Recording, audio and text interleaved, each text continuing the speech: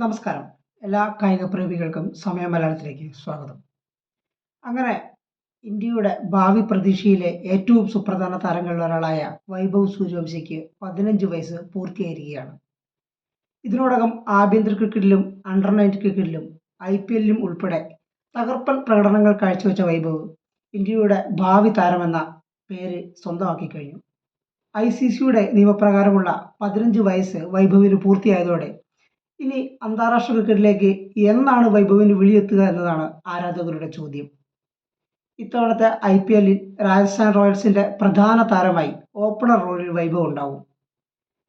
വൈഭവിന്റെ കഴിഞ്ഞ സീസണിലെ പ്രകടനം അതിഗംഭീരമായിരുന്നു. അത് ഇത്തവണയും ആവർത്തിക്കും എന്ന് തന്നെയാണ് ആരാധകരും രാജസ്ഥാൻ ടീമും പ്രതീക്ഷിക്കുന്നത്.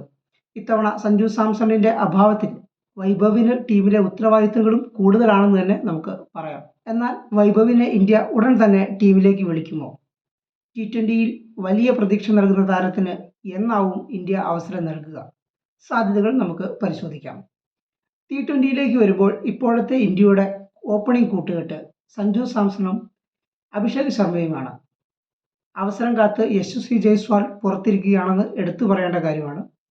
ഈ സമയത്ത് വൈഭവ് സൂര്യവംശിയെ ഓപ്പണർ റോളിലേക്ക് കൊണ്ടുവരിക എന്നുള്ളത് അത്ര എളുപ്പമുള്ള കാര്യമല്ല. കാരണം ഇടം കയ്യനായ വൈഭവ് സൂര്യവംശിയെ കൊണ്ടുവരണമെങ്കിൽ അഭിഷേക് ശർമ്മയെ പുറത്തിരുത്തേണ്ടതായിട്ട് വരും. അഭിഷേക് ശർമ്മയുടെ സമീപകാലത്തെ പ്രകടനങ്ങൾ അല്പം മോശമാണെങ്കിൽ തന്നെയും അദ്ദേഹത്തെ T20യിൽ നിന്ന് മാറ്റി നിർത്താൻ പറ്റുന്നൊരു താരമല്ല. കാരണം പവർ പ്ലേക്കുള്ളിൽ മത്സരത്തിന്റെ ഗതി മാറ്റാൻ ശേഷിയുള്ള ബാറ്റ്സ്മാനാണ് അഭിഷേക് ശർമ്മ എന്നുള്ള കാര്യം എല്ലാവർക്കും അറിയാവുന്നതാണ്. T20 വേൾഡ് കപ്പിൽ 3 തവണ ഡെക്കായെങ്കിലും ഫൈനലിൽ അദ്ദേഹം കളിച്ച ഒരു ഇന്നിങ്സ് അത്ര പെട്ടെന്ന് ആർക്കും മറക്കാൻ സാധിക്കുന്നതല്ല. ഇത്തരത്തിൽ ഇമ്പാക്റ്റ് സൃഷ്ടിക്കാൻ കഴിയുന്ന അഭിഷേക് ശർമ്മയെ മാറ്റി നിർത്തി പെട്ടെന്ന് വൈഭവ് സൂര്യവംശിയെ കൊണ്ടുവരിക എന്നത് എളുപ്പമല്ല. അങ്ങനെ കൊണ്ടുവരുമ്പോൾ മറ്റൊരു പ്രശ്നം യശസ്വി ജയ്സ്വാളിനോട് കാട്ടുന്ന അനീതിയായിട്ടത് മാറും എന്നുള്ളതാണ്. കാരണം ജയ്സ്വാൾ IPLലും ലഭിച്ച അവസരങ്ങൾ ഇന്ത്യക്കായി മികച്ച പ്രകടനം കാഴ്ചവെച്ച താരമാണ്. പക്ഷേ ഇന്ത്യയുടെ T20 ടീമിൽ ആവശ്യത്തിന് അവസരം ഇതുവരെ ജയ്സ്വാളിന് നൽകിയിട്ടില്ല.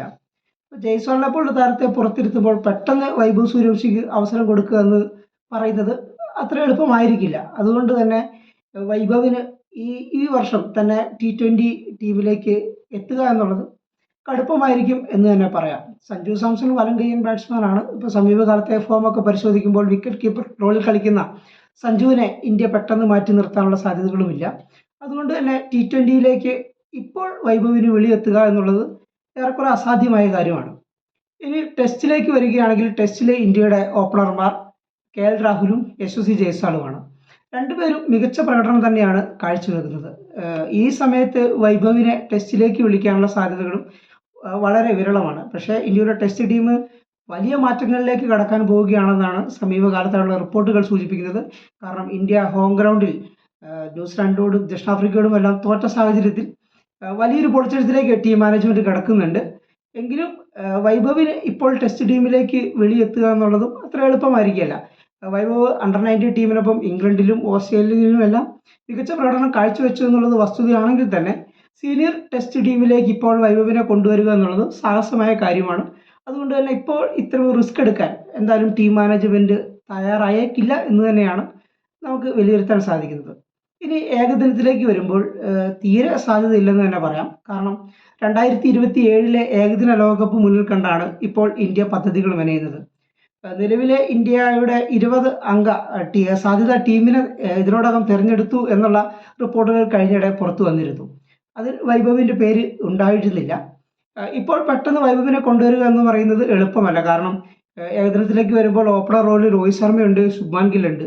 ഇപ്പോൾ ഇഷാൻ കിഷനെ ബാക്കപ്പായിട്ട് വിളിക്കാൻ സാധ്യതയുണ്ട് എന്നുള്ള ഒരു റിപ്പോർട്ടുകളും പുറത്തു വരുന്നുണ്ട്. കാരണം T20 ലോകകപ്പിൽ തകർപ്പൻ പ്രകടനം നടത്തിയ താരമാണ് ഇഷാൻ കിഷൻ.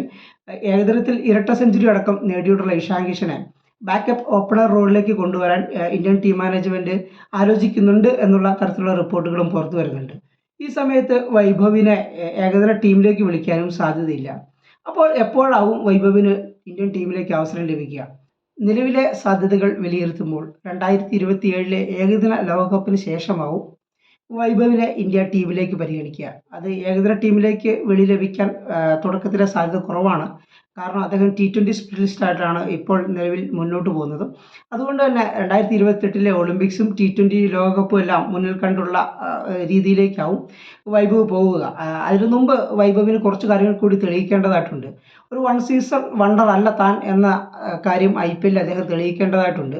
ഇതിനോടകം വിജയ് ഹസാരെ ട്രോഫി, സയ്യിദ് മുഷ്താഖ് അലി ട്രോഫി എന്നിവയിലെല്ലാം മികച്ച പ്രകടനം കാഴ്ചവെച്ച് അദ്ദേഹം സീനിയർ ബൗളർമാർക്കെതിരെയും തനിക്ക് മികവ് കാട്ടാൻ സാധിക്കുമെന്ന് തെളിയിച്ച താരമാണ്. IPL നേരിട്ട് ആദ്യ പന്ത് തന്നെ സിക്സർ പറത്തിയ വൈഭവ് ഇനി എന്താണ് തെളിയിക്കേണ്ടത് എന്നതൊരു ചോദ്യമാണ്. എങ്കിലും സ്ഥിരതയോടെ എത്രത്തോളം അദ്ദേഹത്തിന് മുന്നോട്ട് പോകാൻ സാധിക്കും എന്നുള്ളത് അദ്ദേഹം തീർച്ചയായിട്ടും തെളിയിക്കേണ്ടതായിട്ടുണ്ട്. കാരണം വൈഭവിനെ പോലെ തന്നെ വൺ സീസൺ വണ്ടറുകളായി ഇപ്പോൾ ഒരുപാട് താരങ്ങൾ IPL ചരിത്രത്തിൽ കാണാനാകും. അത്തരമൊരു വിധിയാണോ വൈഭവിനെ കാത്തിരിക്കുന്നത് എന്നതും പ്രസക്തമായി നമ്മൾ കാത്തിരുന്ന് കണ്ടറിയേണ്ട ഒരു ചോദ്യം തന്നെയാണ്.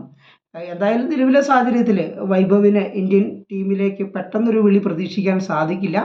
എന്തായാലും ഇന്ത്യക്ക് വലിയ പ്രതീക്ഷ നൽകുന്ന താരമാണ് വൈഭവ് എന്ന് പറയാം. വലിയ ഭാവി വൈഭവിനുണ്ടാകും. ഈ സീസണിൽ രാജസ്ഥാനൊപ്പം തകർത്തടിച്ച് വൈഭവ് എത്രയും വേഗം ഇന്ത്യൻ ടീമിലേക്ക് എത്തുമെന്ന് തന്നെ നമുക്ക് പ്രതീക്ഷിക്കാം.